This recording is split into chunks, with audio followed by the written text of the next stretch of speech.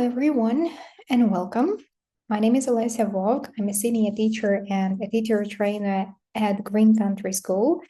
And I'm really glad you're here today because what we're going to talk about is something that quietly influences everything that happens in your classroom. And even if you never named it before. Before we start, I want to know how are you feeling today? So here on the screen, you can see a grid of different cats, pictures of cats. And could you please choose which cat are you today and type the number to the chat. And you can also add a few words to explain why this very cat.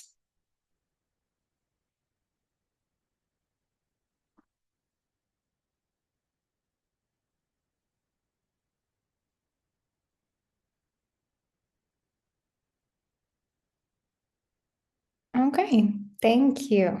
Thank you for your answers. And I'd like to ask you a quick question.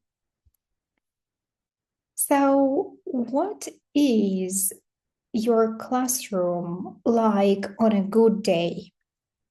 Type your answer in the chat. Only one word, for example, active, calm, engaged, fun, and so on.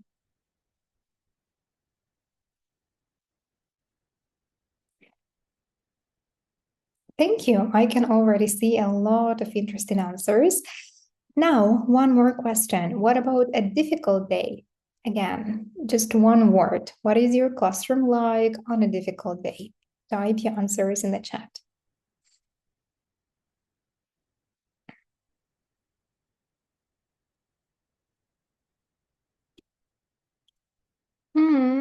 Yeah, thank you. And this difference between these two states is exactly where SEL lives, social emotional learning lives. Because teaching is not only about what students learn, it's about the state where it's about the state they are in when they learn.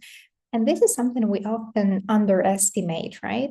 I'd like to start today with a story. That is a video that I spot on TEDx Talks. So let's just watch it and reflect about it on it. Story. I want to introduce you to Josh. He is 8 years old. He's a third grader. We all know Josh. Last night, his parents had a conflict. They were yelling and shouting. Voices were raised. Josh had a very hard time getting to sleep. He had an even harder time waking up because of all that commotion. So to get him up, his mom yelled at him again, "Josh, get up, we're late." So Josh got out of bed, got dressed, ran. He got breakfast made for himself and his sister, and he ran out the door to catch the bus. He's running and running. The bus is right there. He catches up to the bus. The bus almost leaves, makes it on board. The bus driver says, "Josh, sit down. Let's go. We're almost late. We got to go. Come on." Made the bus, gets to school.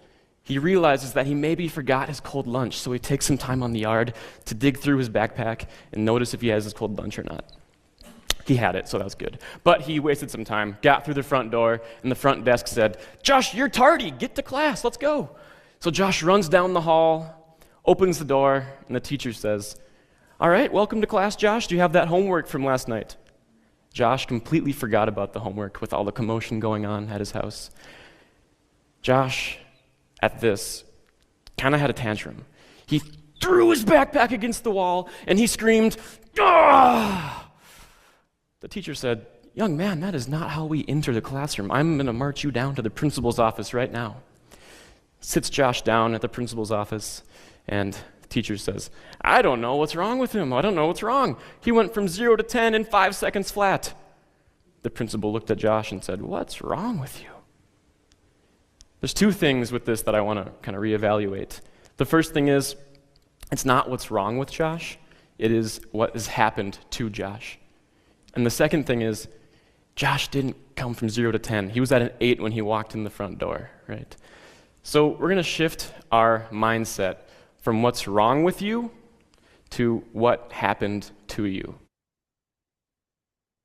Well, so when we take a look at this story, um, how many adults in this story along the way were living in the what happened to you mindset? Type your answers to the chat. Story.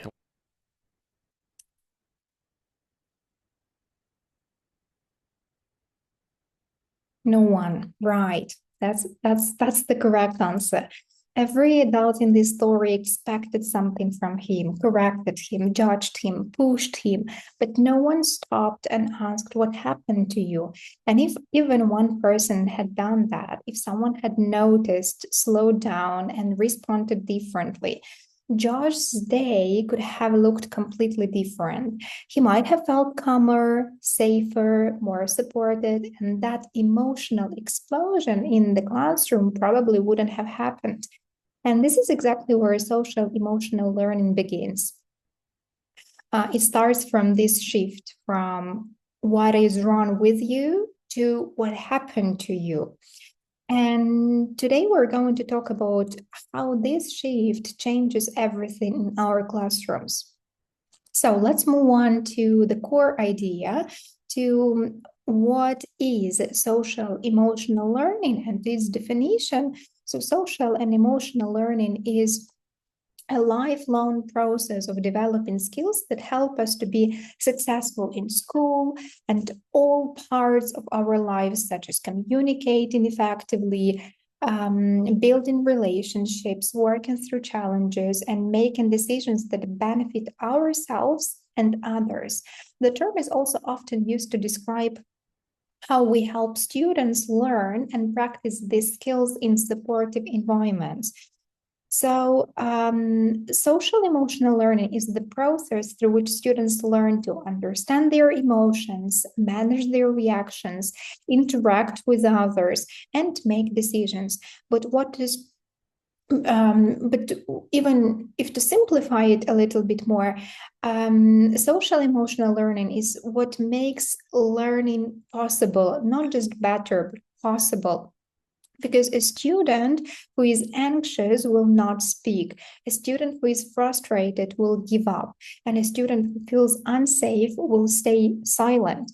So no matter how good your lesson is, if students are in that state, learning will not happen effectively. So let me ask you something. Have you ever had a lesson where everything was well prepared, the materials were good, the plan was clear, but students just didn't engage? Just put plus or minus in the chat. Yeah, see a lot of pluses. Exactly. And this is the key shift that is not a teaching problem. That is an emotional readiness problem. Now, before we go deeper, we need to clear something up because many teachers hear social emotional learning and immediately think that this is psychology. I don't have time. This is my this is not my responsibility. Yeah. So let's be very clear. Social emotional learning is not therapy. You're not expected to analyze students or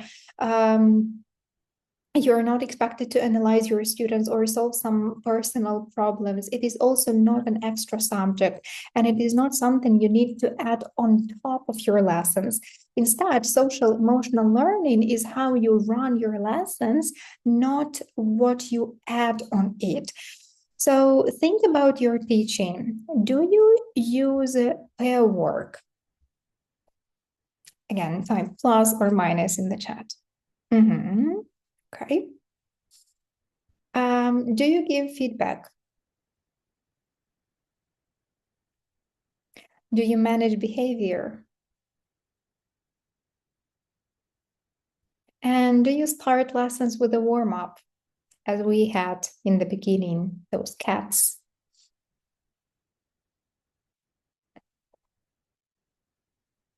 So I have to say that you are already doing social emotional learning. There are a lot of pluses in the chat. So you just might not be doing it intentionally, right? So now let's make it even more concrete because you might be thinking that you understand all of the idea, but what exactly am I developing in my students, right? So social emotional learning is built around five core competencies or principles. And I suggest you to take a look at all of them and discuss them a little bit. So the first competency is self-awareness. And if we take a look at self-awareness, so this is the ability to recognize your own emotions and reactions. So self-awareness is about how we think about ourselves and who we are. It includes understanding our culture, our thoughts, our feelings, and what we believe we are capable of. It is also about understanding how these things can influence our behaviors and beliefs. So, a self aware student can say, I'm nervous, I don't understand this is difficult for me. And without this, students just feel they feel something, but they don't understand it. And when you don't understand your emotions, you can't manage them. So, have you ever seen students who suddenly give up or say, I can't do this?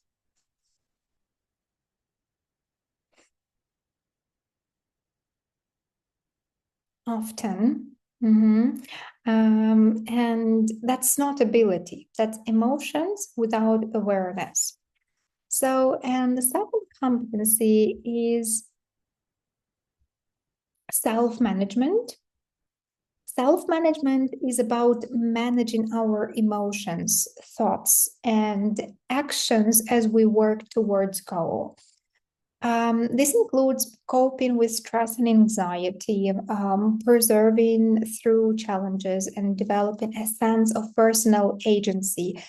That is a willingness and ability to take actions to make a difference. So, if self awareness was, I know what I feel, so self management is, I can handle it. This is the ability to stay focused, manage frustration, and continue working. And this is something we expect, but rarely teach.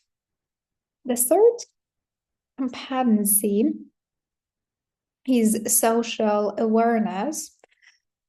And social awareness is how we understand others, how we learn to take on different perspectives and have empathy for people, even those who are different from us. It also includes understanding how what's happening around us can influence us and how we create and feel a sense of belonging. So, this is empathy, understanding others, and it's critical in communication. If students don't notice others, um, one dominates, one stays silent. You've seen this, yeah? The first the fourth competency is relationship skills.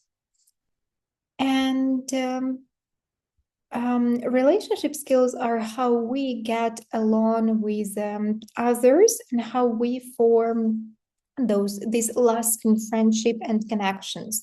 This includes communicating clearly, solving problems together, managing conflicts and disagreements, and standing up for others and ourselves. This is where pair work either works or fails. Students need to know how to start, how to respond, how to disagree, and without this, you may have only silence or chaos in your lesson. And the fifth competency is decision making. Responsible decision making is how we make positive and informed choices.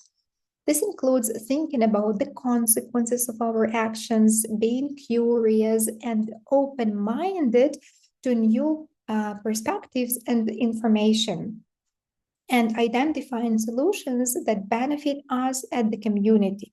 So, this is not just behavior.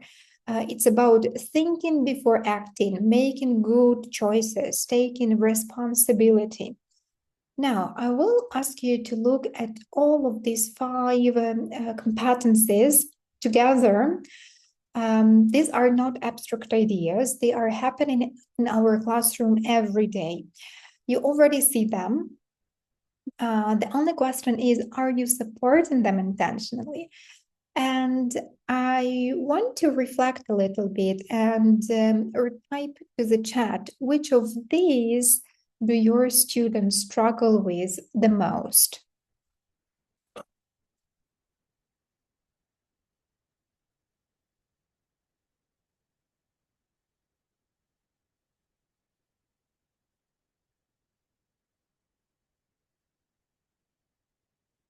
Mhm.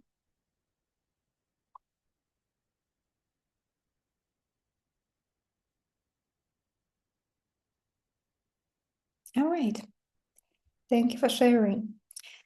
And look at these castles. Oops. Look at these castles, wheel of social, emotional learning competencies.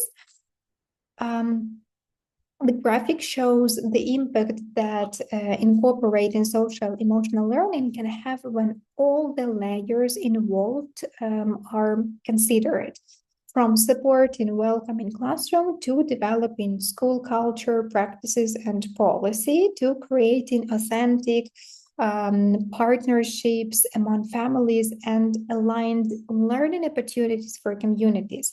In the classroom, teachers can both teach social emotional learning skills directly and create opportunities for students to practice them during regular lessons.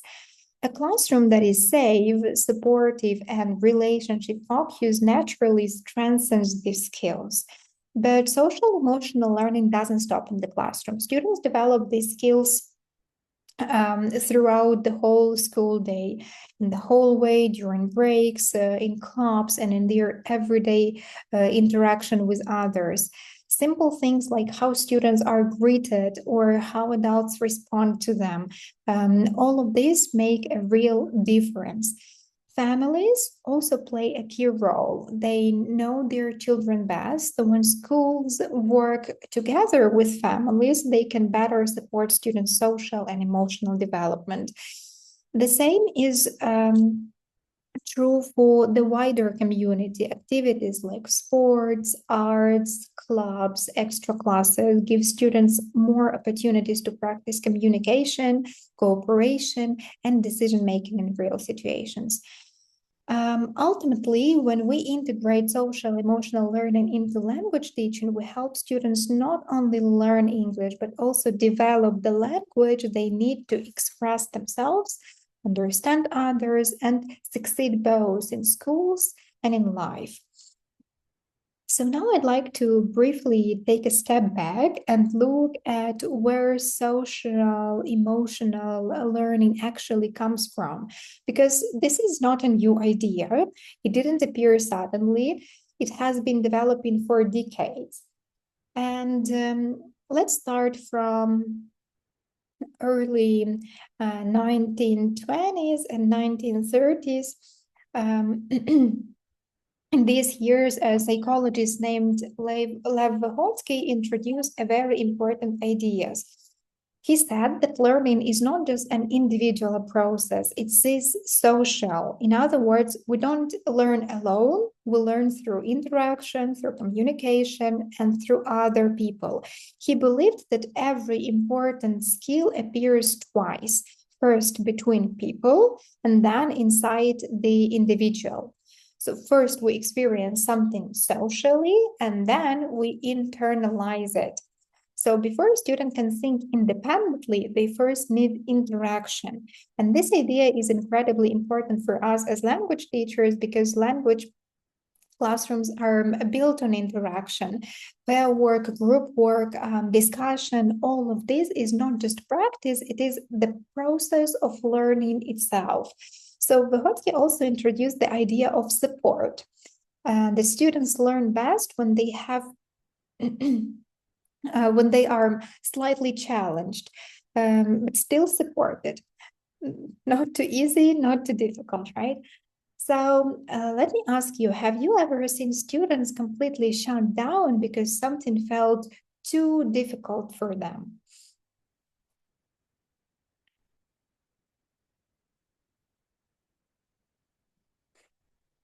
That's exactly what happens when we go outside that learning zone, right?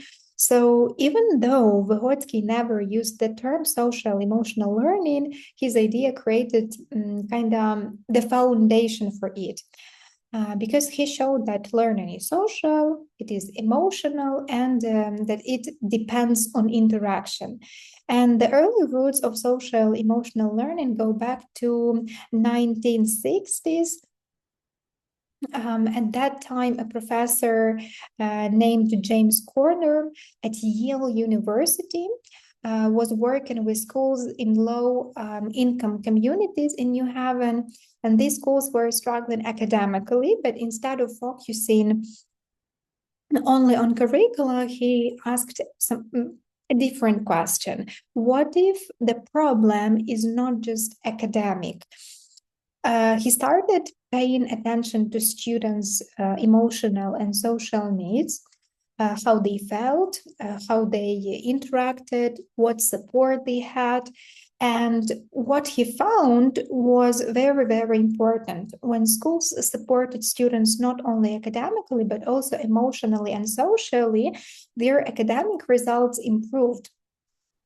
When schools supported students not only academically, um,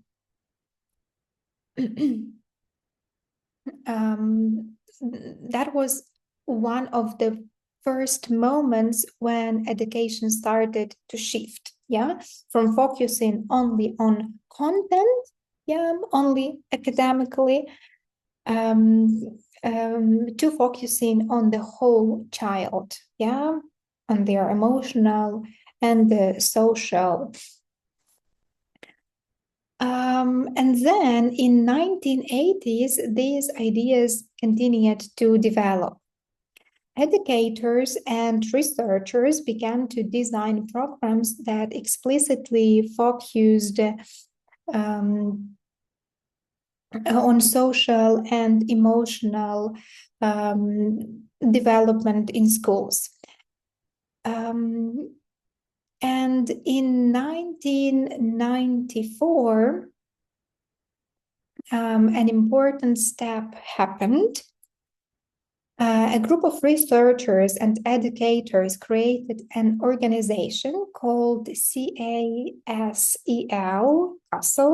the Collaborative for Academic, Social, and Emotional Learning. This organization played a key role in shaping social emotional learning as we know it today, SEL. They created a clear framework for schools. They defined 5 core competencies we talked about earlier. And the most importantly, they helped bring social emotional learning into real classroom, not just theory. And since then, research has continued to grow. And what's interesting is that the results have been very, very consistent. Schools that implement social emotional learning, they see better academic performance, improved behavior, stronger relationships, and more positive classroom environment. And SEL has continued to evolve. In recent years, there has been more focus on what is called transformative social emotional learning. This approach looks not only at individual skills, but also at how students understand the world around them, including fairness, relationship, and community itself. But for us teachers, the most important idea is that social emotional learning is not a trend. It is a well-researched approach that has been developing for more than 30 years and is now used all over the world. And here is a question to you. Why do you think these ideas have become even more important today than ever before?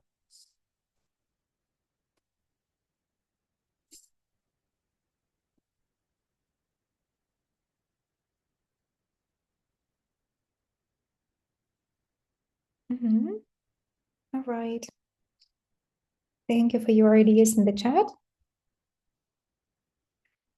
Exactly, because modern classrooms have changed and students experience more stress, more pressure, and more distractions than ever before. So the need for emotional and social skills is not decreasing, it's increasing, right?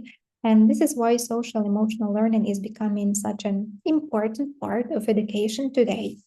Now, let's connect everything we've discussed to your actual teaching context. Let's talk about um, the language classroom, yeah, and social emotional learning in language teaching, because social emotional learning becomes especially powerful here. We already know that social emotional learning improves academic performance, right? It improves behavior and emotional well-being. But in language learning, its role is even more specific. When we talk about learning a language, we're not just talking about knowledge, we're talking about communication. And communication requires confidence, emotional safety, and willingness to take risks. This is where an important concept comes in, something called affective filter. The term was introduced by researchers um, Dolly and Bart, but later it was developed by Stefan Krashen.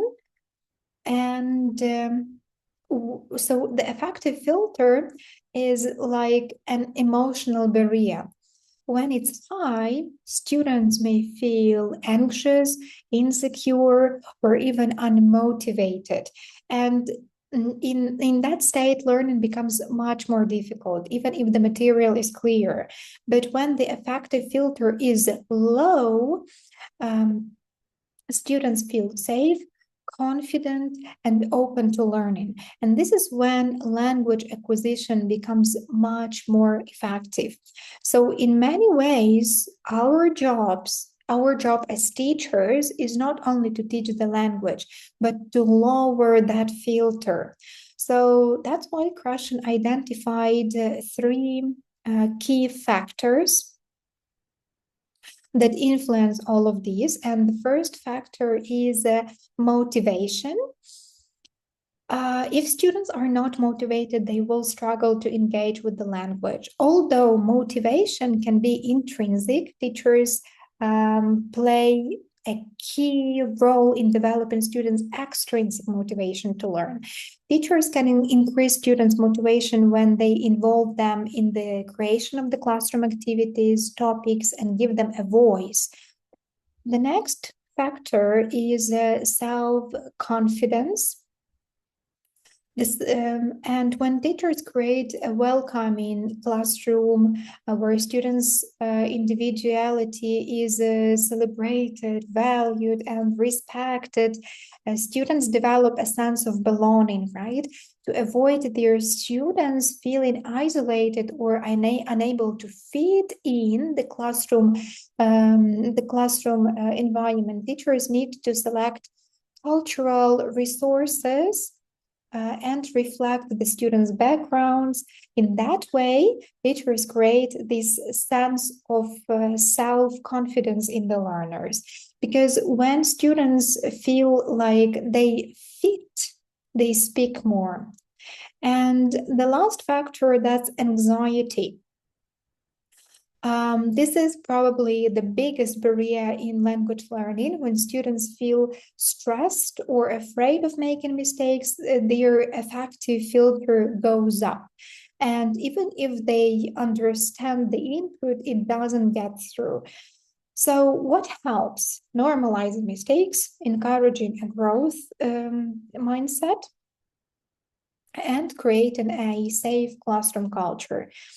Now, let's go even deeper, and I'd like to highlight that social emotional learning is divided into two big areas: relationship to self, which we call intrapersonal, and relationship to others, which we call interpersonal. So let's take a look at this Venn diagram, which compares how the intrapersonal competencies or competencies related to oneself are connected to the interpersonal competencies or competencies related to others. At the core is self awareness, the ability to understand one's emotions, thoughts, and values. Intrapersonal skills include emotional regulation, emotional stability, mindfulness, and identity, which help individuals manage themselves. Interpersonal skills include empathy, socio-cultural sensitivity, skillful communication, global identity, which supports effective interaction with others.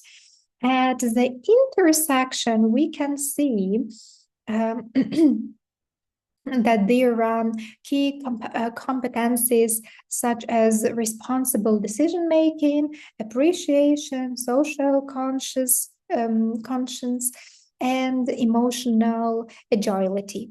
For English language teachers or just any language teachers, this means creating a safe and inclusive classroom where students not only learn the language but also develop emotional and social skills, respect diversity, and support one another. Now, I'd like to briefly touch on a very important aspect of social emotional learning, especially in today's world. And this is emotional resilience and trauma informed teaching. As teachers, we don't work in isolation. Our classrooms are connected to the world, and our students bring their experience with them. So, some of these experiences are shared even are shared even by the whole community,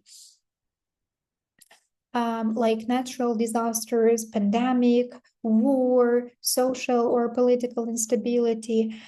Others are deeply personal, like loss, family difficulties, major life changes.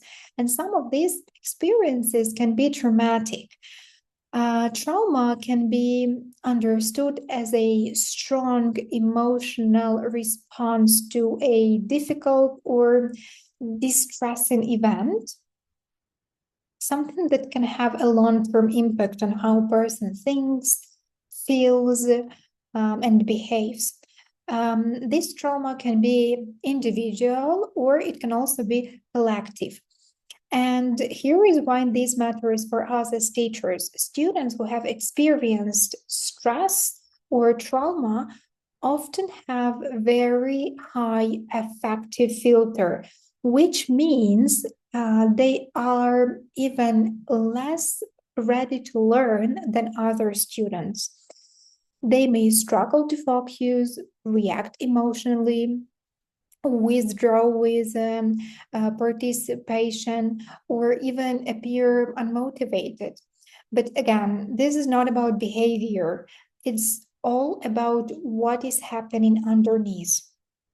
And this is where trauma informed teaching connects to social emotional learning.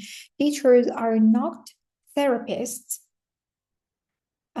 Teacher's role is to create the conditions where learning is still possible.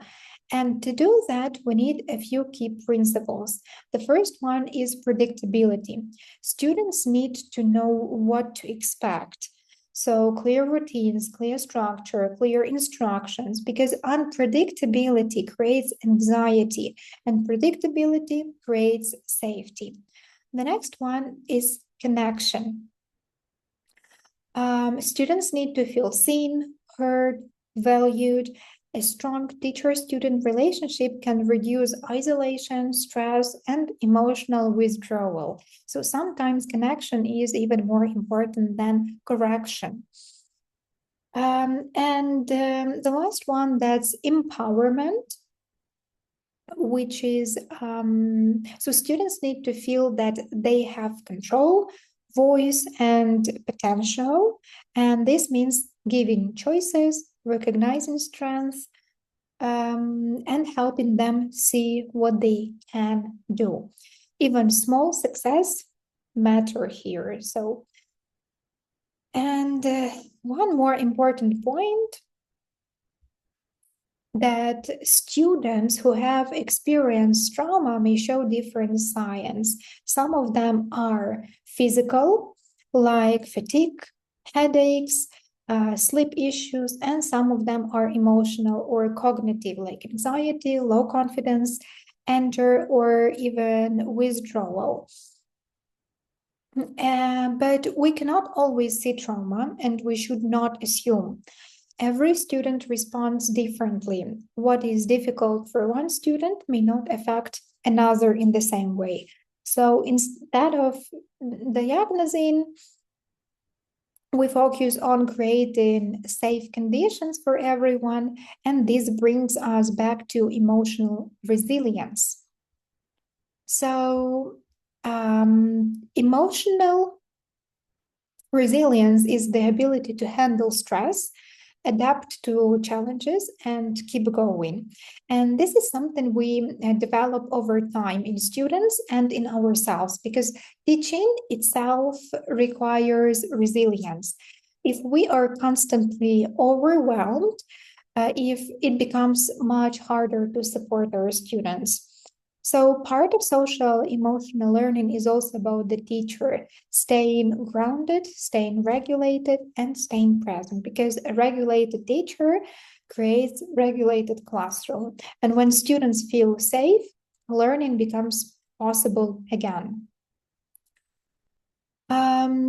So now I'd like to move into something very practical and very human. I said how we can use students' real life experiences to develop empathy in the classroom.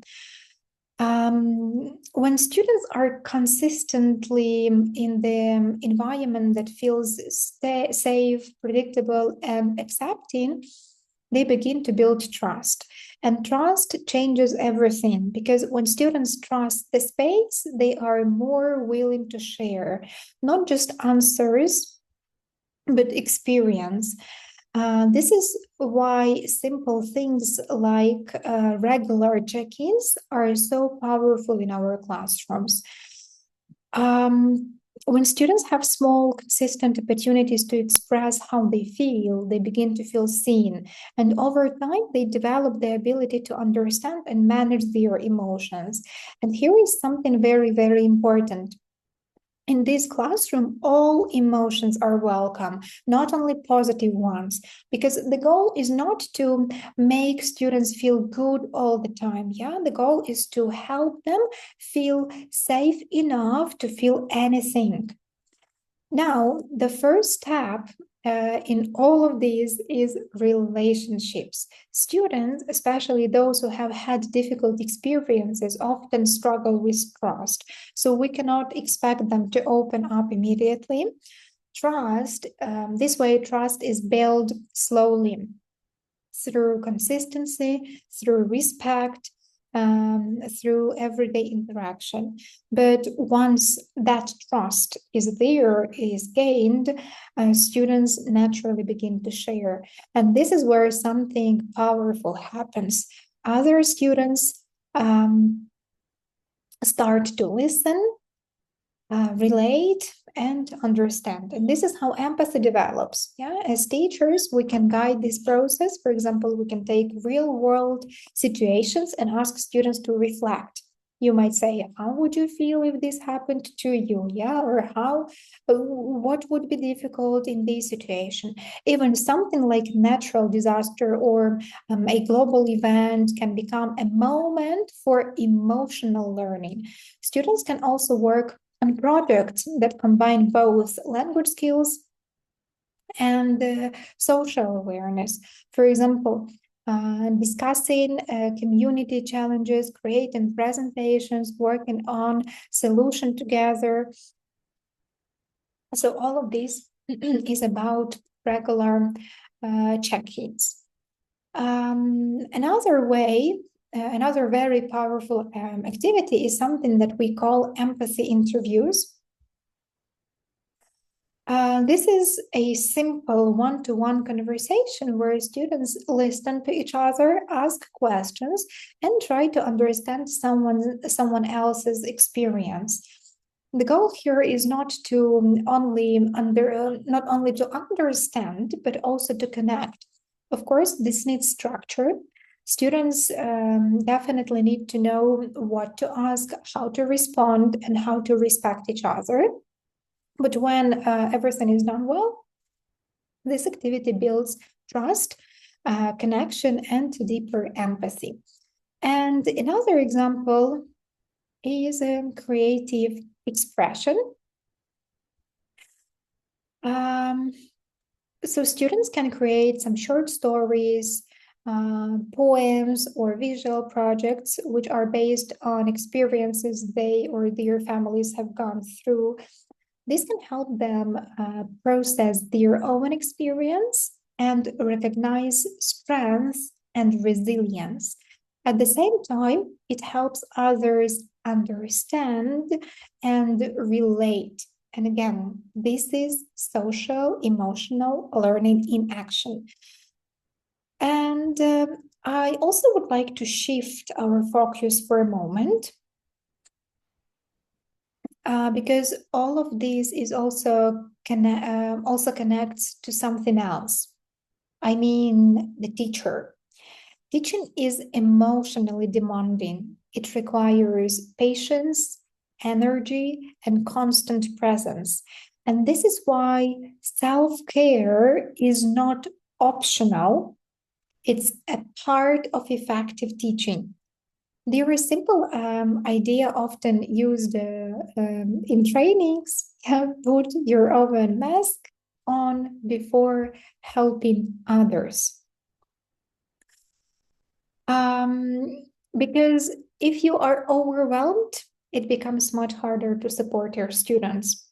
So one practical idea is to create a classroom self-care plan.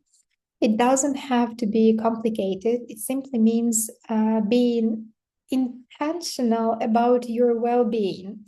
You can think about it across 6 areas: physical, emotional, mental, professional, relationships, and even spiritual, if relevant for you. This can be reflected on daily, weekly, or monthly. And one more powerful tool is something that called an affirmation station. This can be a space in the classroom or even a slide on a presentation where students see and repeat phrases like, I am loved, I am brave, I am creative, I am unique, or some other phrases that can start with I can, I will, I have. It may seem simple, but for students who are struggling, it can be very grounding. Some teachers even use mirrors, yes, as you can see here in the picture, printed statements and visual reminders, yeah.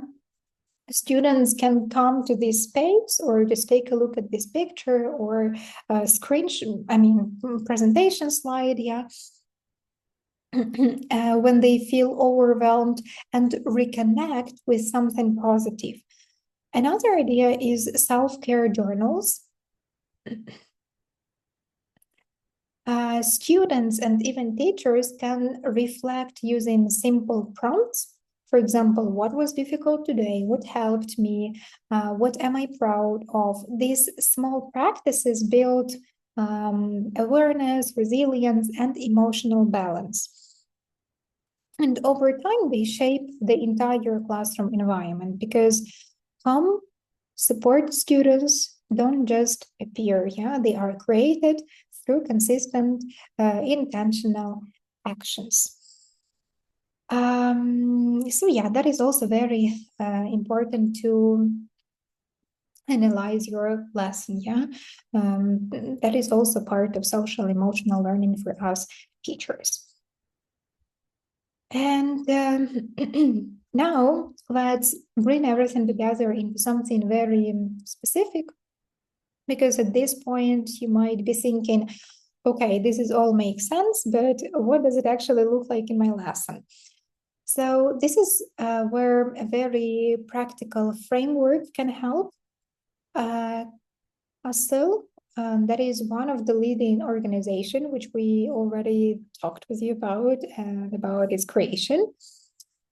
And it suggests three simple but very powerful practices. They are called signature practices. And what's important in these, they are not extra activities, they are ways of structuring what you already do. You can use them in full lessons or in a single activity or even at the beginning of the meeting or training. Let's take a look at them one by one. And the first one that's on the list, that's inclusive welcome. This is how your lessons begin. An inclusive welcome is not just hello, sit down, open your books. It's a moment that sets the tone, I'd say. It creates connection and prepares students emotionally. It helps students feel seen, included, and ready to participate. A good inclusive welcome is culturally respectful, linguistically accessible, and inclusive for all students. It can be something very simple. For example, a quick check-in, a short question, a pair discussion, or even a routine greeting. But the purpose is always the same, to create a sense of community, because how a lesson starts often determines how it goes. Another strategy is engaging strategies. This is the core of your lesson. Here, the goal is to balance everything, interaction and reflection. Students are not just receiving information, they are participating, they are thinking, they are responding, they are connecting. And these strategies help students feel accepted, understood, and valued. And this leads to something very important: student agency. Agency means that students are not just passive learners, they become active participants and even co-creators of learning. They start to feel that I can do this, my voice matters, and research shows that this is strongly connected to self-awareness and confidence. So when your activities are structured well, you are not only teaching language, you are building independence. And the last one on the list, that's intentional close. This is how your lesson ends. And this is often the part we skip, but it's extremely important. An intentional close gives students time to reflect, process, and connect learning to their lives. It helps them answer questions like, what did I learn? What was difficult? What helped me? This reflection builds awareness, responsibility, and deeper learning. It can be both individual and collaborative. And it doesn't need to be long. Even 2-3 minutes can make a difference. For teachers, this is also a moment to reflect. Did the lesson achieve its goal? What worked well?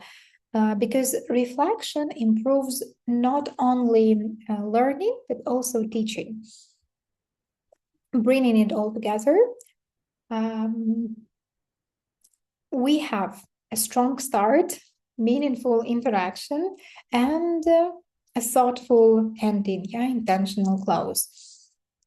And when those three elements are used consistently, something very powerful happens. Students experience structure, predictability, and emotional safety. And over time, this creates the ideal conditions for learning because the classroom becomes not just a place of instruction, but a space of growth. And one more important point, when those routines are consistent, they don't just affect behavior, they actually influence how students process learning. So predictable, safe environments help students' brains relax and become ready to learn. So now I'd like to present you the list of activities that can be easily adapted to meet the linguistic needs of different classrooms. It is important to consider the language needed for each of them and provide students with appropriate scaffolds as well as visual supports. They can be implemented as inclusive welcome activities, engaging strategies, or as intentional close activities. And in each case, teachers should be aware of the vocabulary and linguistic support. Sentence starters, sentence frames, right, for students to feel successful in the process. These activities are aligned with the Castle framework and can be easily integrated into any language teaching. So,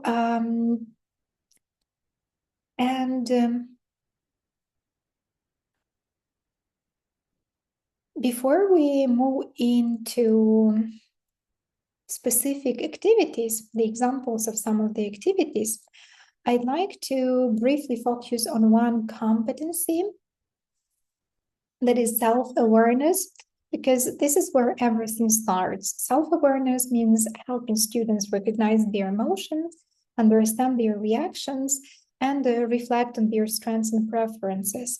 And the good news is can be developed through very simple classroom practices. First of all, students need language.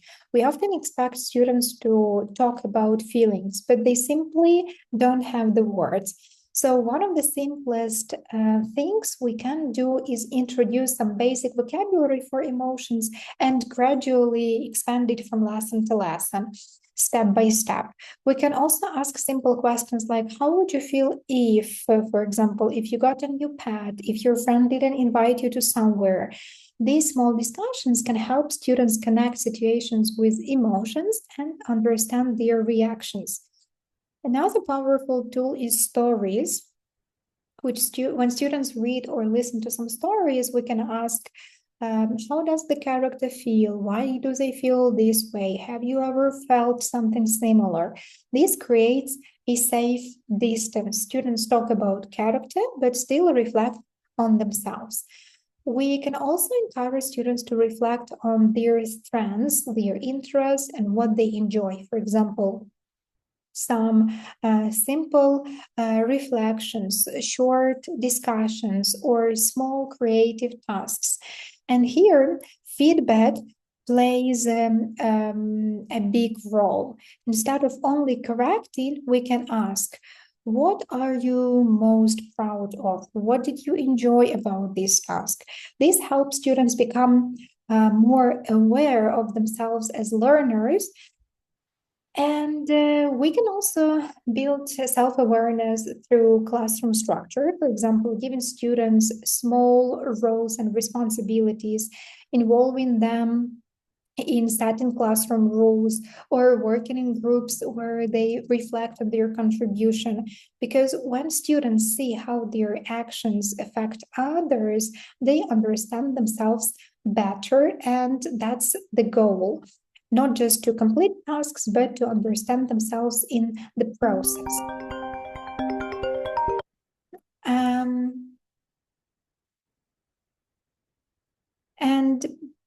Let's take a look at the example of the activities. The first one, that's entry ticket. That's very quick activity. The only thing the teacher need to do that's to provide a chart or poster with different faces illustrated. Students can add their names under the word or face of their feeling today. And after teacher can also ask students to describe how they feel using the vocabulary, words, or adjectives to describe how they feel. And after the students have shared how they feel, they can write a sentence about it in their in their notebooks or journals. This activity works well in a whole group or a small group or even individual lesson. It can be used with students with different language proficiency level, and this activity can also be used as an exit ticket in which students tell the teacher how they felt about that lesson. Yeah, you can see an example of exit or entry ticket here on the screen. Another example activity that is morning meeting or circle talk. It can be both like online or offline activity. Teacher can ask students to sit in a circle. Then you ask students to report what they wrote in their entry tickets. Students share their responses to their entry tickets, and they take turns and listen to each other. And the rest of the class can ask some follow-up questions. Yeah, pay attention that some students may feel not comfortable sharing, and it should be respected by not forcing them to speak. Another example activity that is chalk talk. Again, it can be conducted both in online or offline lesson. Teacher just posts some questions or quotes on chart paper around the classroom, or if it's an online lesson, you can prepare Padlet board with all of these questions or quotes. Then teacher should explain the activity, and students go around the room and react to the quotes by making some comments, suggestions, writing ideas, phrases. Students can move freely around the charts. Or again, if it's a Padlet board, they can independently work with the board with the quotes or questions that are here. And they can add or comment on the ideas of others, as well as add some questions. Another example activity is a gratitude circle or journal. The main idea of it, that's to ask students to think what are they happy with and what are the kind of reflect on things that are around them, yeah, and think about people that care for them. And the main idea for students, that's to write down about someone they are grateful for or something they are grateful for. Students write their notes, and then after sharing with the whole class, they put the note into the jar. Yeah, or you can in online lesson, you can ask them to write their the things that they are grateful for in the word cloud, yeah, and then they can share a little bit. And the last activity that is here, that's 4A, agree, argue, act, assumptions. So teacher distributes a passage or article for students to read. Teacher tell the students that they have to read the text and make annotations based on the ideas they agree with, ideas they argue with, ideas that inspire them to act, and ideas that indicate assumptions from the author. And after students finish reading the article, the teacher will guide a discussion. Students will use their notes to share their annotations. Let's move on to the next one, that is building relationships. And I have to highlight that learning doesn't happen in isolation. Yeah, it happens between people. And in a language classroom, this becomes even more important. Students need to feel comfortable not only with the teacher, but also with each other, with their classmates. So how do we build that? First of all, we create opportunities for connection. For example, students can work with learners from other age groups. Something as simple as um, a reading buddy system where older and younger students read together can build confidence, responsibility, and even connection. Another powerful idea is exploring culture. You can organize activities where students research different cultures and present them to others. This helps develop curiosity, respect, and understanding, which are essential for communication, right? We can also involve students in maintaining relationships in the classroom, for example, assigning roles like peer mediators or peace helpers. Students can support each other in resolving some small conflicts, and this builds responsibility and social awareness. Another simple but very powerful idea is creating moments of positive interaction. For example, a yes day or a compliment activity where students recognize each other's strengths. That's important because this shifts the focus from competition to appreciation. We can also involve students in creating classroom routines, expectations, and ways to resolve some conflicts. When students co-create these, they feel more responsible for maintaining them. And of course, we need model everything. Students learn relationships by observing. So the way we speak, disagree, respond matters a lot. Even small things like showing respectful disagreement can teach powerful lessons. That's why role plays can be very, very effective. Students can practice how to disagree, how to respond calmly, how to express opinions respectfully, right?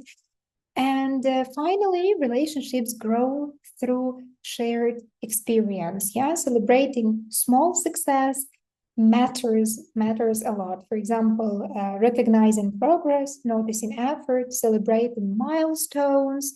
These moments create a sense of belonging. And when students feel that they belong, they are much more willing to participate. And here are the examples of activities. The first activity that is body up, which we have already mentioned. Yeah. The task is to group students in pairs of students who usually don't work together to collaborate on different activities. Teacher can rotate the pairs every day or every week or every lesson. Teacher explains to students that they will be assigned a body or friend for the day, week lesson. And during the day, they will be working on different activities individually or in group, but there will be a certain activities where they will be working with the assigned body. Students have to wait for the teacher to announce the words body up before the students find their pair and work together. And when the teacher says the words body up, students rush to find their partner.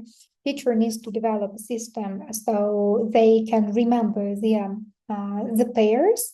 And at the end of the assignment, students will share something they learned about working with their new friend. Another activity is a cool kid.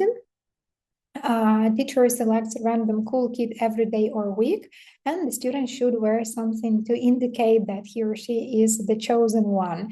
Students can sit in a circle and take turns saying positive things about the student, or they could also write about it.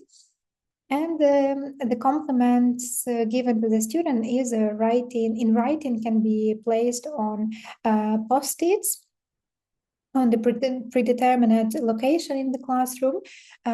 Teacher can even create a certificate with the most outstanding compliments for the cool kid to take home. Yeah.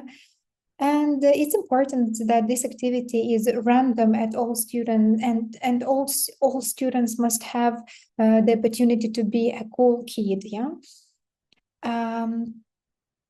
Okay. Another one is the question jar. A teacher just takes a jar and puts the name of each of the student in the class. Teacher gets another jar and puts a series of questions the students will answer. So we win two jars. And the teacher selects the name from a jar and the question from the other jar, and the student has to answer. The rest of the classroom can ask follow-up questions, or the teacher can take another name. Yeah. So again, you can organize it in for an online lesson with, for example, two wheels.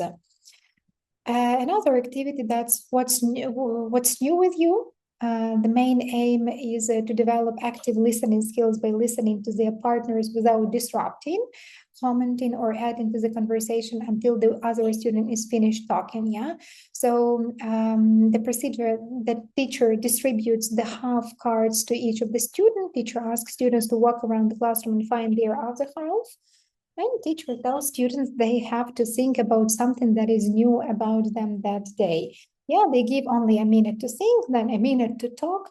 They share about what's new, and while one student is sharing, the other is listening without commenting or disrupting.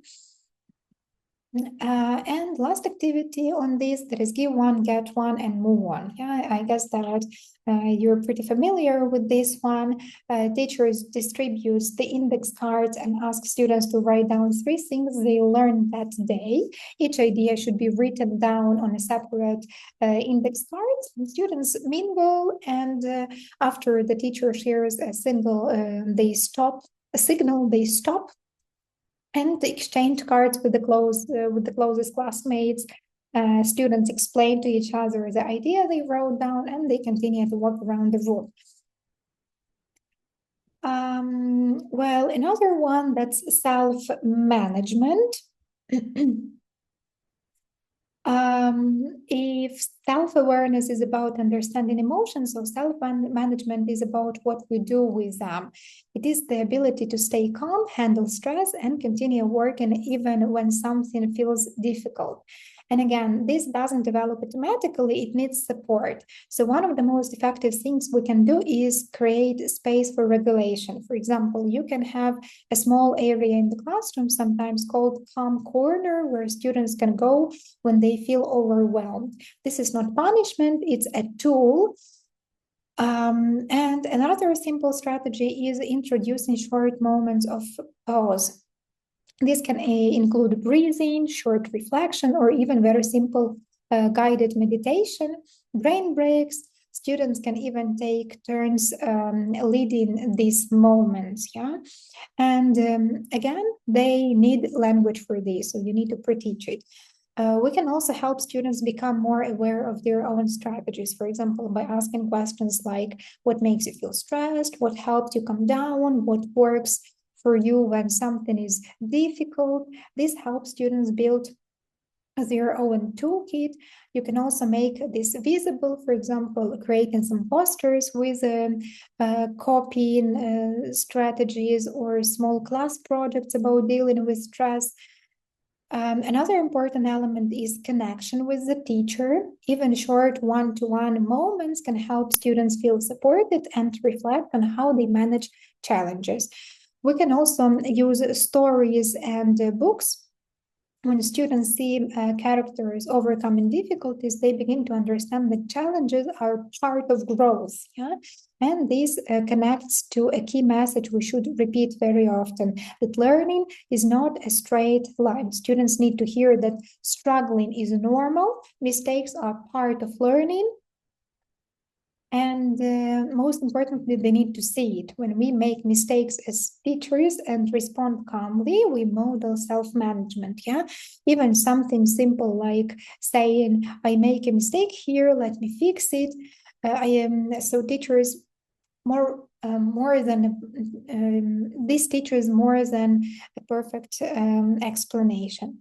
And finally, we build self-management through classroom interaction. For example, teaching students how to agree or disagree respectfully, showing how to respond without reacting emotionally, because self-management is not silence, it's controlled, thoughtful response.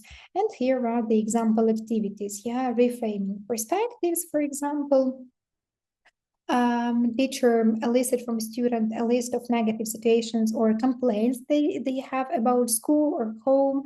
And then teacher writes on the board the list.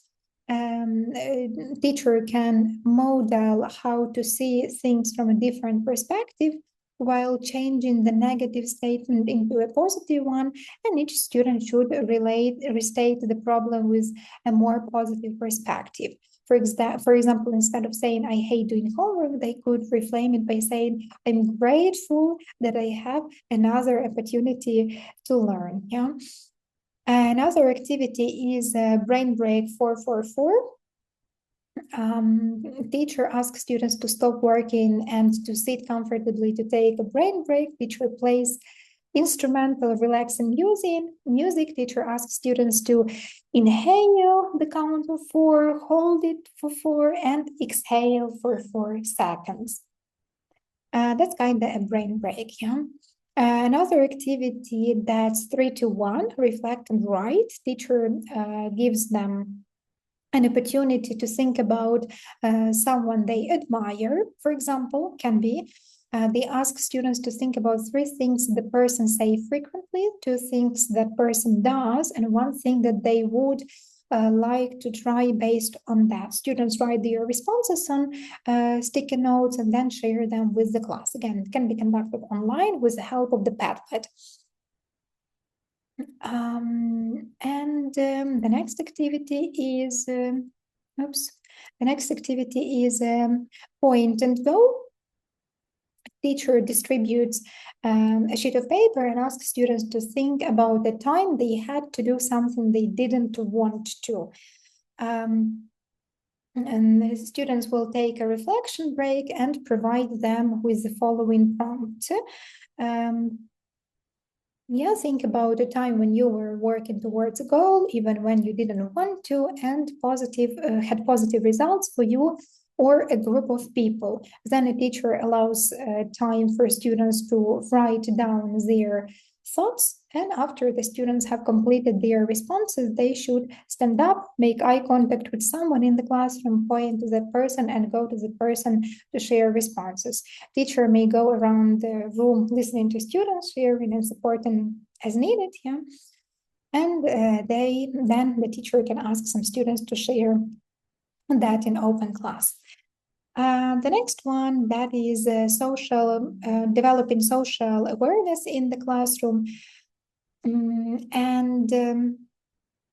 If self-awareness is about understanding yourself, so social awareness is about understanding others. It's the ability to recognize different perspectives, show empathy, and interact respectfully across cultures. And this is especially important for language teaching because language is not just grammar, it's culture, it's identity, and it's perspective. So how can we develop this in the classroom? First, we can create space for students' own identities. For example, allowing students to bring something meaningful from their background, can be a photo and an object, something that represents who they are. This sends a very clear message. You belong here, right? Another simple but a powerful activity is something like human graph. Students position themselves in the room based on a question: how confident do you feel about this topic? This helps students see differences and understand that everyone experiences learning differently. We can also bring the world into the classroom, for example, inviting guest speakers, exploring different cultures, discussing global topics, and encouraging curiosity with simple prompts like, I'm curious about this, or I'd like to learn more about that. These small questions, they all build openness. And another powerful habit is appreciation. For example, short moments where students recognize each other or keeping record of positive feedback. This strengthens connection and mutual respect. We can also use diverse materials like text, stories, videos from different cultures, not just read them, but discuss perspectives. Um, it is also important to model inclusive learning. Students learn how to communicate respectfully by observing us. And finally, we can create space for reflection, for example, short writing tasks about identity or discussions about cultural experiences. This helps students understand themselves and appreciate others. And let's take a look at some of the activities example. The first one, that is one word. Teacher asks students to sit in a circle, and students will have to get to know one another better. Teacher asks a question related to getting to know one another, and students need to answer with only one word. For example, what word would you use to describe yourself as a learner?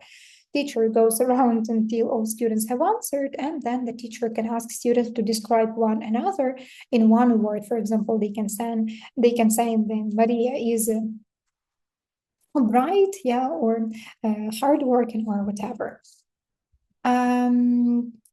Then another one, that's 5-word story.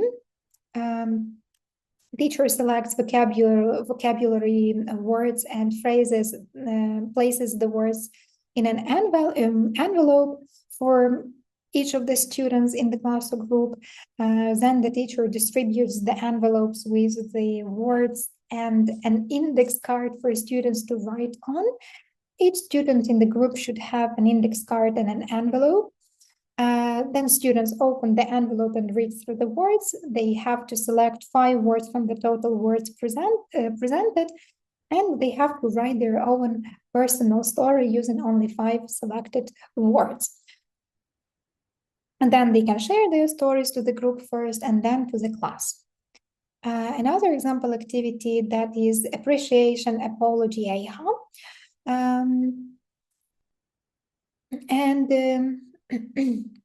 So teacher distributes 3 index cards to each of the students and asks them to write one thing they are grateful for on one of the cards, one thing they want to apologize for, and one thing that was surprising to them during the week or the lesson.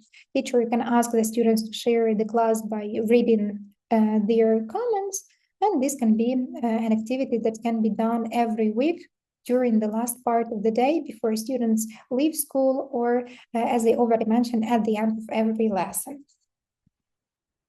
Another activity, that is 4 corners. A teacher sets 4 corners in the classroom with different signs, or you can use different reactions in Zoom or any other online platform that you use. It can be numbers, words, names, and then the teacher reads different statements for students to go to their corners. For example, if you have one brother, go to corner A. If you have 2 sisters, go to corner B. Or if you have a brother and sister, go to corner C. If you have only one child, if you are an only child, go to D. Yeah. Or again, this instead of letters, instead of corners, you can have reactions. Once all students have heard the statements and they are in one of the groups, they can introduce each other and talk about the other reasons why they are in that group. And the last activity, that's what's your perspective? Very interesting one, because teachers choose an object and place it in the central of location in the classroom, covering it up with a paper or a napkin. Then she asks half of the class to stand or sit in front of the object and ask the other half to sit or stand behind it. Students are not allowed to touch or move the object. Teacher uncovers the object and students have 3 minutes to write down everything they see. Teacher sets a timer, of course. Then the rest of the class does the same. Students compare their notes based on the perspective about the same object. After that, the teacher introduces the concept of perspective by debriefing with the students how they can look at the same object but see different things. And the last one, that's responsible decision making. And how to develop this? One simple strategy is using real life situations. Yeah, we can present a problem or a dilemma and ask students, what would you do? Why? What could happen next? Yeah. Another effective tool is using pros and cons. Students explore a topic and organize their ideas. Yeah, for example, advantages, disadvantages, or different perspective. We can also use role plays. Students take on different roles in a situation and explore it from multiple perspectives. Another powerful strategy is opportunities for choices, for example, voting on class decisions, choosing topics, or deciding in activities.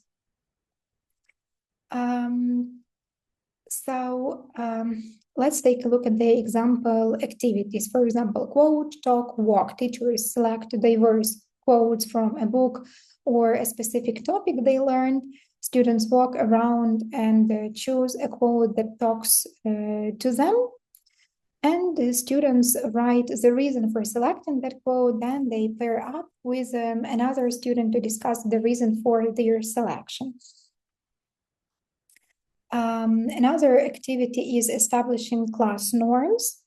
So teacher communicates to the class that they will be establishing the expectations for how they will be working together. Teacher divides the class into groups of 4 students, and then we need to give students some time and questions related to the expectations for the class. The questions can be, what do you need from your classes? What do you need from your teacher? What do you need to feel? What do you need to feel safe? Yeah. Then students answer these questions as a group, and in each group each group presents the poster to the class. Students vote or select the expectations to establish the norms for their class, and in such a way, everyone is included into establishing class roles. Another activity that is in someone else's shoes. Teacher selects diverse historical figures who are familiar to students, and the students receive a list of historical figures and 3 index cards each.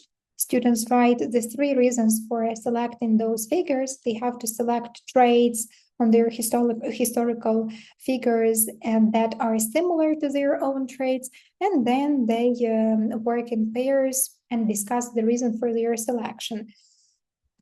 Another activity is card sorts. So the main idea is not only to categorize, to sort the cards, to put them into the correct category, but also to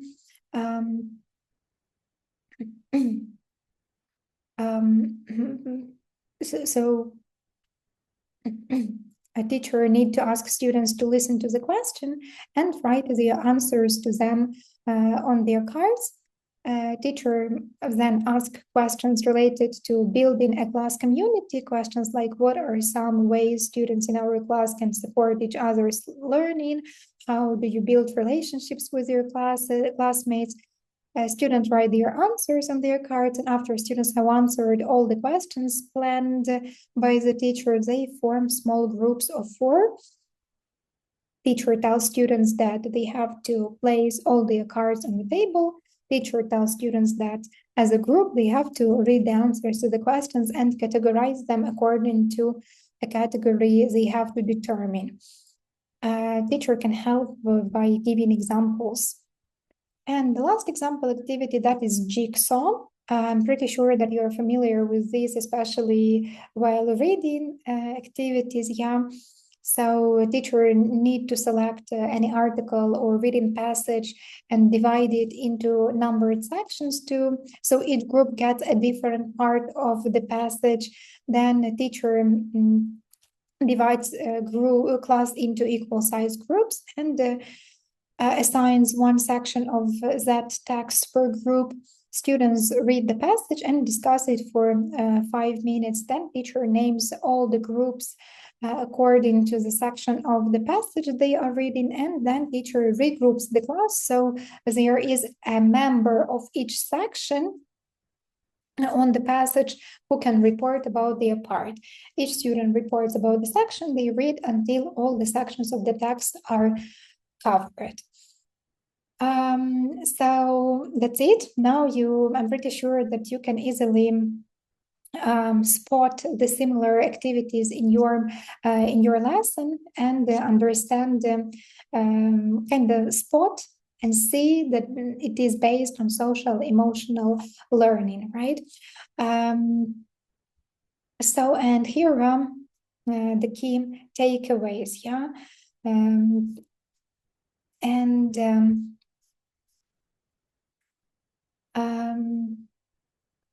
I'd like to reflect a little bit on the webinar, yeah, on the information that you got.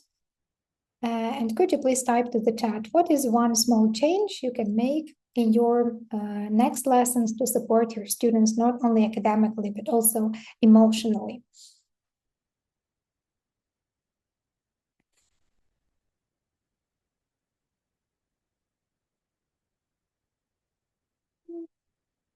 Yeah, entry tickets, exit tickets, right. And yeah, as I already mentioned, a lot of activities we already have in our classes, but probably we didn't know that they are connected to social emotional learning. So the only thing that we have to do, that's to rethink, yeah, analyze our activities a little better and understand and know that they are here to help the student develop their social and emotional. So thank you so much for being here today and for your time and engagement. I hope this session has given you not only ideas, but also a slightly different way of looking at your classroom, not just as a place for learning language, but as a space where students can feel safe, confident, and ready to participate. I'd really encourage you to start small, try one idea, one activity, or one routine, one small shift, and see how it changes the atmosphere in your lessons. I wish you calm classrooms, confident students, and lessons that feel just a little bit easier to manage. Thank you again, and I hope to see you in our future sessions.